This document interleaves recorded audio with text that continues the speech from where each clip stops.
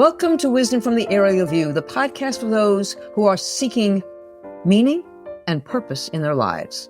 Good morning, good afternoon, good evening. Dr. Klein, how are you today? I'm very good. Very good. How are you? I am good too. I will tell our listeners here that we're talking today on a Sunday. Sundays are nice. They're just peaceful, kind of quiet days. The work week is over, getting ready for the next work week. For those of you who work, for those of you who don't work, Sunday's no different than any other day. But today is a day for me to reflect and to think about a subject that I want to talk about, optimism versus pessimism. We're living, I think, through very pessimistic times. And so I said to you, let's talk about that. There was a piece that a wonderful writer named Frank Bruni, the New York Times, he used to be a columnist, and now he's a professor at Duke. And he wrote a piece called Being a College Teacher is Strange Right Now. And in it, he mentions a man named Robert Pondicio, I hope I pronounced his name right, who is a former public school teacher, and he's now a senior fellow at the American Enterprise Institute. And this fellow has written several essays and public remarks, and he's been sounding the alarm about, quote, the unbearable bleakness of American schooling, a trend that's predating what's going on in the world today. He says, quote, if you simply listen to the stories we tell students, a view of the world in which everything is broken, corrupt, dangerous, or doomed. But optimism, he argued, is an essential civic virtue. No society can expect its children to engage with a world that they think has already given up on them. This world hasn't. It has not given up on them. It's about optimism, that we shouldn't give up on anybody or anything. And it leads me to what happened over the weekend. There was a spaceship that went to space and stayed there for 9 days. And during the process of it, okay, that's good. What are they doing? What's it all about? Why, And then I got sort of intrigued by it. And then I watched the landing of this capsule, this tiny capsule with 4 human beings on it, which I would kill myself being in such close proximity. And when it landed, I literally had tears in my eyes and screamed, yes, because all of a sudden it unleashed so much optimism in my life. To me, I thought, my goodness, things are not as bad as they seem. Look at this. We got these 4 individuals, a unique bunch of people, they circled the moon and they landed safely back on Earth. Joyful. And to see the faces of children looking up into the sky, into the vast horizon with smiles on their faces, optimistic. Let's talk about optimism, Doc. What say My you? My favorite. Yeah. Let's talk about the space thing, because it's very interesting. There's so many things we can talk about here. We'll just start with the spaceship for 1 second. Yeah. This is great. So there are lots of reasons to go back to the moon. I was listening to, I think it was Bill Maher. I think I mentioned it to you earlier. He was talking about, he thinks it's a waste of money. We should spend the money here. And I like Bill Maher. He's a very smart guy. I've never met him. I'd like to meet him one day, but that's incorrect. That it's not a waste of money.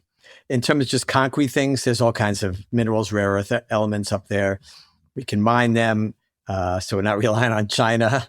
You can ship them back to Earth quite inexpensively, as it turns out. It's very cool technology. So there are actually practical reasons to do it. So, and I always think, when the people went out west, what are you going out west for? In the early 18th century, what are you going out west for? What's the point there? There's nothing there. Everything's here in the east. Where are we going? And of course, anytime there's pioneers, inventors, new things created, new technologies, new opportunities, blah, blah, blah, blah, blah. To say it's just fine the way we are and we shouldn't do these things is just, it flies in the face of what we know from the history of the world. So I disagree with them on that. But there's another part of it, the non-economic part of it, the non-practical part of it, which is what you talked about, that optimism. So I looked at this and I went, it's great. I love space stuff. I always love space stuff. I mean, when you saw the SpaceX rocket, arms catch that rocket coming back, I mean, that's unbelievable stuff, right? Yeah. But I looked at this and I went, well, we did this when we were kids. When you and I were kids, we watched this, right? Yes, we watched. we did. I remember we were born a long time ago, but we were alive when President Kennedy said, at the end of the decade, we will go to the moon and return safely. Right. Yes. Right. And we remember that. We were really little kids. So I don't remember the actual speech, but I've seen it. But we were alive when I remember Alan Shepard going straight up into space. He went straight up. It came straight down, right? Didn't go around the moon, nothing. Yep. I remember when John Glenn went around the moon. I had the opportunity to meet John Glenn, which was really very cool. As you know, I was very close friends with one of the Gemini and Apollo astronauts. He and I became very close friends for many years. He unfortunately passed away a short time ago. But we lived through this, right? I'm going, what's the big deal? We did this 60 years ago, right? 1969, we landed on the moon. That's almost 60 years ago, right? And we went around that. We went to the moon the year before that, or even before. So we're talking almost 60 years. And why is this such a big deal? And the light went on in my head, Enid, and I went, almost everybody who's alive today didn't see that. Yes. It's news to them. Yes. Because during their lifetime, we never did any of this cool stuff, right? And this is cool stuff. And so, of course, why were they so excited? You were excited you were a kid again because it's cool. There's so much crap in the world, the wars and this and that and poverty and whatever, all the stuff. And this is fun, and this is exciting, and this is optimistic. Look what mankind can do, right? Yes. So that's so important that we have that. I think that Frank, I'm going to read the Frank Rudy article. I didn't read it yet. But that's 100% right. We are teaching people the absolute wrong things. First of all, I have news for the world, which is that there's nothing new in the world. Nothing. Zero. Right? All this has happened before, right? This is not the worst politics. It's not even close. This is not the greatest climate disaster. We've had other climate disasters in our history. You name it, it's happened, right? So there's nothing new. I was listening to a podcast this morning before we started while I was working out, and they were talking about people in the 18th century, right around the time of the American Revolution, who were talking about end of times. Sound familiar? Yeah. Right? Well, I'm sure people worried about end of times since the phrase end of times got created in any language, right? People have always thought, this is it. This is the end, right? The end of the planet. This is the end of our life. This is whatever. Okay. This is nothing new. There is nothing new.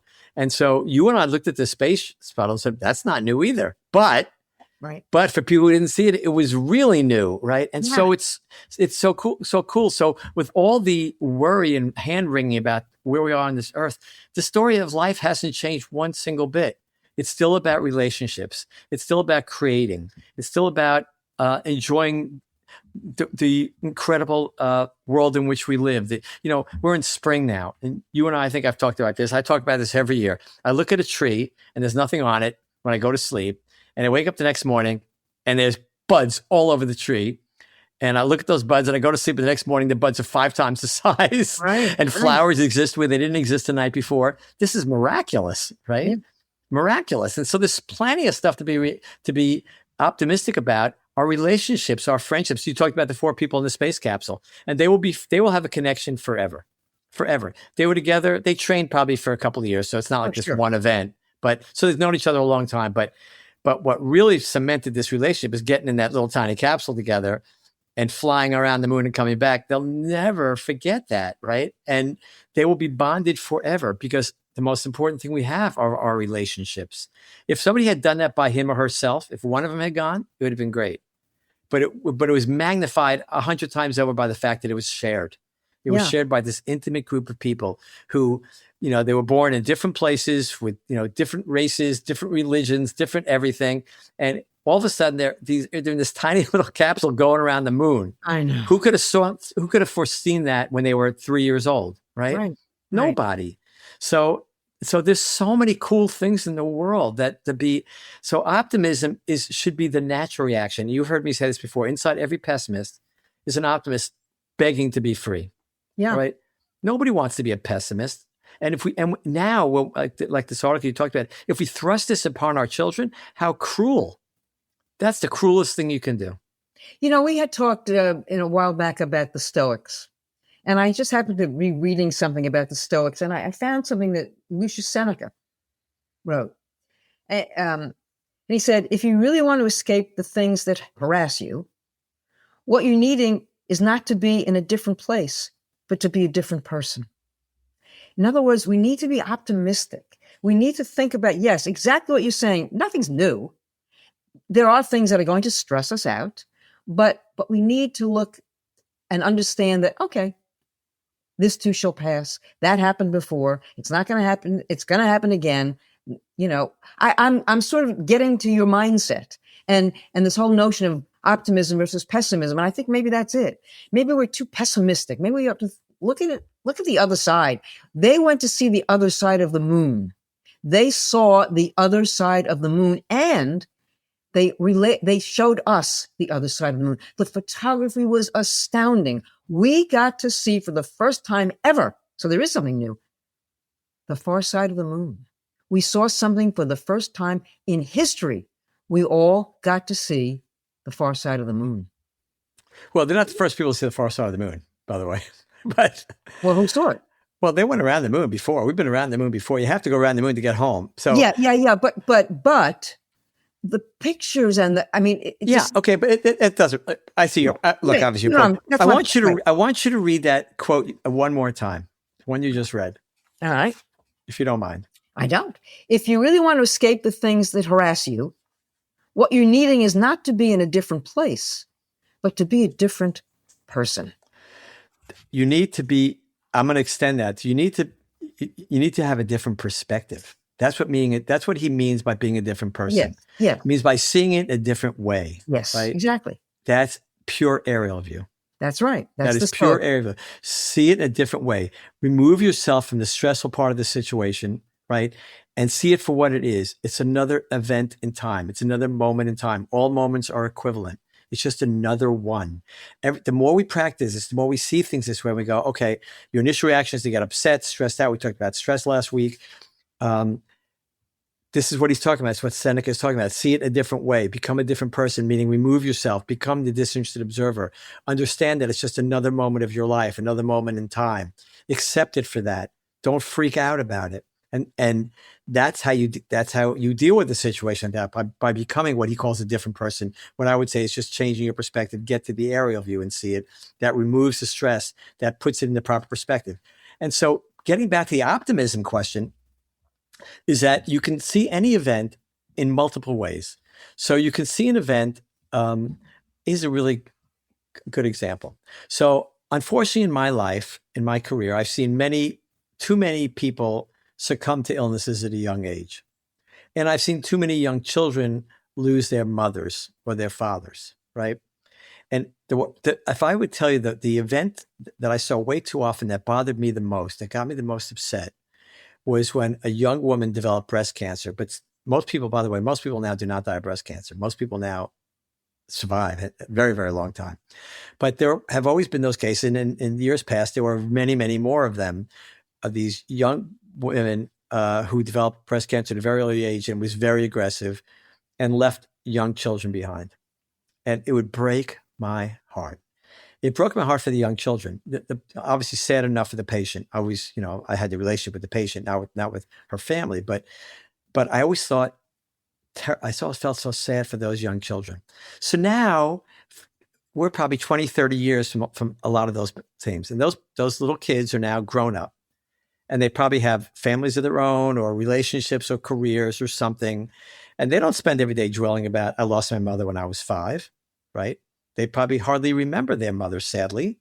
But here I am left with this memory of the sadness of these young children losing their mother and this young woman losing her life. And that still lingers with me. And then I have to remember, wait a minute, these kids they're probably doing great in many ways. They're probably having fruitful, productive, interesting lives. Each life is separate and must be lived individually. We've talked about this. And so to me, I go, well, maybe why was I, so my concern, the degree of my, what's the right word? How upset I was, I needed to look in a different way, right? I needed to look and understand that this was only a moment of time and their lives would go on for these children and they would have relationships and events and activities and things would happen in their lives and they would have a full human life, however long they would live, right? So I was stuck in the pessimistic part and I forgot to look at the optimistic part, which is life goes on, which is people go through these events of loss, and we've talked about this many times. We don't ever really lose anybody, but still, especially when you're young, it certainly feels that way. But there's another flip side of it. The flip side is that life will go on, that they will have the relationships in their lives and these cool events in their lives. They will have the equivalent of going around the moon. They will have these things happen in their lives. There's plenty of reason for optimism. So when we have a choice. We can dwell on the things that bring us down and make us sad, or we can appreciate that the world is so much larger. There's so much more going on, that time will pass, that things will happen. And there's plenty of reason to get out of this pessimism and grasp the optimism. Yeah, I agree. To go on a little bit more in the article by Bruni, he talks about what this teacher said. He said, I need to communicate that for all the country's current trials, it still brims with opportunities. Its promise is greater than its woes. And a blurry future isn't the same as a bleak one. It just asks today's college students to be especially nimble and patient. And it demands that those of us who stand before them work extra hard to find an honest balance between uncomfortable reckonings and reasons not to despair. It's true, isn't it? And again, it's how we talk to young people as well. So let's talk about that a little bit. Yeah, we're teaching them all the wrong things. We've talked about this a lot. Yes, we are teaching young people the wrong things. Yes. When we talked about stoicism, we should be teaching them these things about living a virtuous life and how you get to have a fulfilling life. You talked for a second there about our country and all these things. And if you just read the news, we're just filled with terrible people doing terrible things, and we're selfish and we're greedy and we're mean and whatever, right? And of course, that's only a little tiny part of the story. And I'll give you something that happened to me recently. So, I teach other doctors a particular procedure a few times a year at a course. And the majority of the doctors, these are people who have finished their training. They're all now full-fledged grown-up doctors of various ages. They can be in the beginning of their careers. They can be in the middle or the end of their career. Doesn't matter. And most of them from the United States, but there's always some from around the world, right? Always some from South America, Australia, New Zealand, Scandinavia. I've had them from everywhere, right? Everywhere. So, and Africa, right? So during the last course I just taught a couple of weeks ago, there were two women who came from a South American country. They're doctors, and they had gotten these H-1B visas from a doctor out in the western part of the United States to come work at his institution on these H-1B visas. And they came with their families. These are obviously highly educated people, right? They came with their families, and they came from a country that was not one that you would associate being a third world country. It was not one of those countries you would say, oh, well, who wouldn't want to get out of there? No, this is a country that you wouldn't necessarily think that at all. And I was talking to them during the course of it's a 2-day course. So we're together like for 20 hours in a long time, right? All of us. There's about 25 people there. And I was talking to these two women, and I said, so what do you think you're going to do? You're going to go back home? And they looked at me and went, no, not unless we have to. I said, you want to stay here? And they said, yeah, we definitely want to stay here. I said, why? With all what's going on in this country? And, I'm surprised you feel that way. And they said, oh, no. You guys all paint this terrible picture. But let me tell you, this is still one of the best places in the world to live. And the opportunity is still great, and it's safer, and you have laws that people generally follow, and it's a much better place to live. And these two women came from, I said, I won't tell you the country, but it's a country that you go, really? They came from there, right? So that's why you can look at it. You can always look at things as the worst, or when you're a stranger looking at something from afar, you go, I don't know what you're talking about. This is way better than I have it. But the same thing occurs in our lives. We can always look at somebody and say, that's terrible. But we can also hop into the area view and go, wait a minute. No. This is all part of a great story. We're part of a great story. This is such an opportunity to live a human life. It is an amazing opportunity to live a human life. Think about it. We laugh, we love, we have friendships, we have relationships of all types. We meet people, we learn things, we get good at things, we smell the flowers, we see the sunsets, we see shooting stars. There's so many cool things in life. It's a gift. This is an absolute gift. Yes, there's going to be things that are not so much fun, but take them in stride. Take them as part of the story. They all come together. But don't lose sight of the fact this is an unbelievable opportunity to live a life. You got a gift. You won by just showing up. So there's always a better way to look at things, and I think a more correct way to look at things.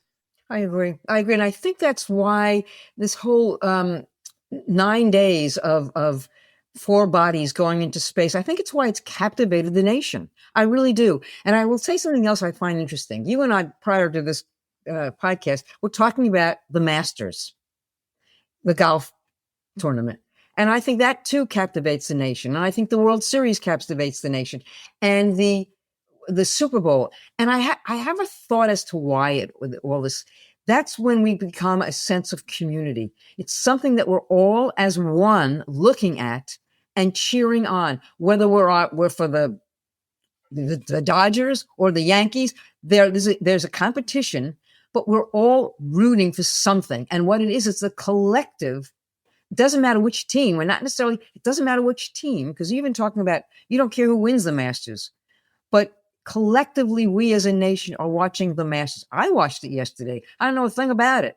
But it was the collective joy of watching something where we all have a stake in it, whether it's peripheral or whether we actually do care about which player wins. I think it's about optimism. We're all looking at something optimistically and saying, let's put the politics aside. Let's not worry about what's going on in the rest of the world. Let's focus on something good for a change. I look, it's definitely about community. I'm sure you're right. I think you're spot on, which is why we watch these four astronauts. They become a family, right? Yep. We all yearn for this. We all want to be part of something, and we want to be part of something good. Like, why do people join gangs? They join gangs because they want to be part of something. They have nothing. Right. They don't find it in their communities and their families and so on. They're searching. Okay, I'll hang out with these guys. We're all part of a team. We have the same logo. We wear the same jacket. We put the same tattoos in the same place. Unfortunately, we do bad things sometimes, but you get the idea, to be part of something. When you watch something like the Masters or the World Series or the World Cup, right? So the World Cup, we can generalize this to the whole world. We can take it out of America.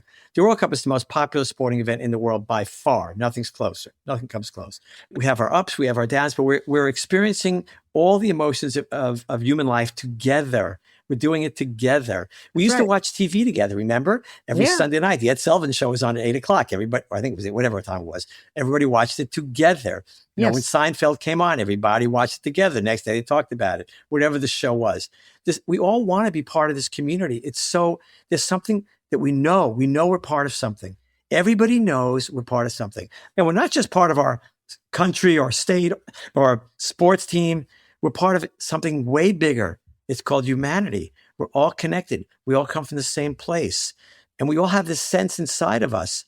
And that's what gives us optimism. We want to be together. So I don't know if you saw this. I was watching, whenever they have all these great sporting events, whether it be the Super Bowl, the World Series, the World Cup, there are always these segments on, the human interest segments about a certain personality, right? Mm-hmm. And those are so much fun. The Olympics, right? All of these things focus on like Lionel Messi or Ronaldo in soccer, or one of the great gymnasts in the Olympics or whatever. So we watch all these little things. Mm-hmm. So there was one yesterday I saw about one of the golfers who's now older who won the Masters twice, and he's talking about his best friend and how close he was to this guy, and going through all this together was so meaningful to him. And I didn't know what he was talking about, right? Because I probably popped in the middle. And he goes on and on and on for like 10 minutes about this relationship. And then they show a clip, and it's this caddy, and he's this black guy, right? And this golfer was relatively short, and the caddy's this big, tall black guy. He's probably at that point either older or similar in age. And you could see the love between these two people, right? They just loved each other, right? And they grew up completely differently. Obviously, the white golfer had if you want to call it a privileged life, whatever. He's playing golf, right? Not everybody gets to play golf. And you see, and it's easy to make a statement. Oh, well, this is the asymmetry of our world, and the black guy was this. No, but they didn't think that. At that point, these guys went through their careers, and maybe at some point they did, but these guys clearly loved each other, right? If that doesn't make you feel good, right, then you're missing the whole point of why you're here on this planet. That's what it's about. It's about these relationships, about those 4 astronauts in the tiny little cramped quarters together for 10 days. It's about these relationships. This is why these events are so meaningful. As we feel part of something. We're together, whether it's an interpersonal relationship between 2 people or a community or a nation or the whole world, right? This is what we want. This is what we seek. This is what brings us so much joy. We know it's supposed to be this way. We know we're not supposed to be separated. We know it's wrong to mistreat people, right? We know we should all be getting along in one way or another. So this is where the optimism comes from. That's why we have a war, like World War I, World War II, the wars now, and then they end. They always end, right? And you go back and, now you can go to Vietnam for a vacation, right? And when we were growing up, the last place you wanted to end up was Vietnam, right? And so we realize how ridiculous all these things are because we end up being friends with the people we hated, right? Yeah. There's no doubt in my mind that one day the Jews and the Arabs are going to be best friends, right? This is going to happen. I hope so. Maybe not tomorrow, but it will happen at some point in the history of the world. Yes. Oh, yes. It will probably happen in our lifetime. It could happen in our lifetime. I expect you to live a long time. It doesn't matter. The point is we feel we're part of something. We want to be part of something. We sense that. This is the essence of optimism. Agreed. This is the essence that we're part of something, that they were here for a reason. This is what we need. This is why Frank Rooney's dead on this one. We need to teach our children this. Okay, bad stuff's going to happen. That's only a tiny part of the story. There's a much bigger story. Right. I mean, these poor 4 astronauts, they really got to know each other with a broken toilet. I'm just saying. I don't know how they did it. Oh, God. We're running out of time. I want to end with something, and then you'll have a final word. But I get back to this, the astronauts and what's going on. Troy D. Allen was an Army chaplain in Afghanistan when he began intentionally spending time outside at night. He knew little about astronomy or constellations, but found that simply staring up into the sky helped him find peace in a period of his life otherwise marked by turmoil. Mr. Allen now heads a program at Utah State University that facilitates camping trips for teenagers and others to contemplate the night sky and their place underneath it. His campers set up their tents, then lie back and watch the stars come out. At first, time moves slowly for young people accustomed to clicking through life at the pace of tick-tock. But gradually they warm to the experience. What happens to humans when we encounter vastness, silence, beauty, and mystery, Mr. Allen said, it's the recalibrating of our lives. After the stars come out, Mr. Allen's group goes on a hike with the Milky Way stretched like a banner above them. Then they stop again for a long time and look up. That's what we all need to do. We just need to stop and look up. I love that. I love that. I'll tell you we have another minute. I'll tell you a quick story. Mm-hmm. So my wife and I were out west at one of the national parks, and my wife has a particular affinity for dark skies. She loves this. And so we went, it happened to be at that particular time. It has to be in the right place where there's no clouds and the moon is not full, certainly. And it's one of the early phases, or the sky has to be quite dark. Right. And we happened to hit it perfectly. It was cold, but we all bundled up, 4 of us, and we went out, and there was, these, astronomers from one of the local universities had set up telescopes in this big parking lot. You were not allowed to have any lights because there's some red light. So it's really pitch black. And so the telescopes, one was aimed at Jupiter, one was aimed at Saturn. I don't remember what they were aimed at. It was cool. But that wasn't the coolest part. You could just look up and see this dark sky and see the Milky Way. Mm-hmm. I had never in my life seen the Milky Way with my naked eye. Never. I've been in planetariums and stuff, and I'd never seen it, nor had my wife. And we were mesmerized, absolutely mesmerized. Now, remember 200 years ago, what year was this? Probably about 200 years ago. That was it. Every night was like that. Yes. Everywhere in the world, because there were no electricity. There was no lights, right? So the sky was always dark. This is what people grew up with. This is what they were used to, right? We've lost that, unfortunately. But when you get the opportunity to do that, it does change the way you look at the world and the way you look at life. It's a beautiful thing. It is. It is. It makes us optimistic. We should all just relax and look up and realize how small we are among the vastness of the earth. One more quick story for you. Yeah, please. So I was part of a large medical group, a relatively large medical group, and we were having a meeting one day. This is many, many years ago. and something was going on in the practice, in our practice, there was a problem, and they were talking about it.